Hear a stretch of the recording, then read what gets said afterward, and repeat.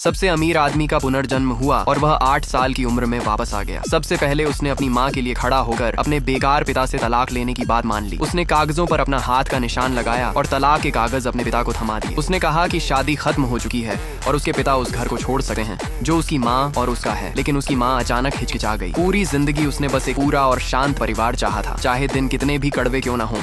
वह इस घर को टूटते हुए नहीं देख सकती थी। तब लड़के ने अपनी माँ से कहा कि जो आदमी दिल से बदल चुका हो उसे रोका नहीं जा सका। अब से वह उसकी देखभाल करेगा और उसके लिए अपने निकम्मे पिता से कहीं बेहतर इंसान ढूंढेगा। पिता के जाने के बाद लड़का अपनी माँ को दिलासा देता रहा कि वह उम्मीद न खोए, क्योंकि उसके रहते अच्छे दिन अभी भी आगे हैं। अपने बेटे को इतना समझदार देखकर माँ को राहत भी मिली और दुख ही हुआ। फिर उसने सालों की बचत से जमा की गई ट्यूशन फीस निकाली और उसके हाथ में रख दी। उसने उसे कहा कि वह अच्छे से पढ़े और एक सफल इंसान बने। लड़के ने मीठे से हाँ कहा, लेकिन जैसे ही उसकी माँ खाना बनाने के लिए मुड़ी, उसने पैसे छिपा लिए और सीधे भीड़ भाड़ वाले स्टॉक एक्सचेंज पहुंच गया। उसने काउंटर पर पैसे रखकर कहा कि वह शेयर खरीदना चाहता है। फिर उसने अपने सारे सिक्के भी एक साथ रख दिए। पिछले जीवन की यादों के भरोसे उसने आत्मविश्वास के साथ एक ऐसे गोल्ड स्टॉक को खरीदा जो कई दिनों से गिर रहा था। वह खुशी खुशी सोचने लगा कि जैसे ही स्टॉक बढ़ेगा सबसे पहले वह अपनी माँ के लिए नए कपड़े खरीदेगा। तभी कंपनी का प्रेसिडेंट भी वहाँ आ गया। उसने उस छोटे लड़के को देखा और उसके हाथ में पकड़े स्टॉक को भी देखा। उसने दयालुता से उसे सलाह दी कि इस स्टॉक का कोई भविष्य नहीं है और उसे पैसे वापस लेकर घर चले जाना चाहिए। लेकिन लड़के ने आत्मविश्वास से कहा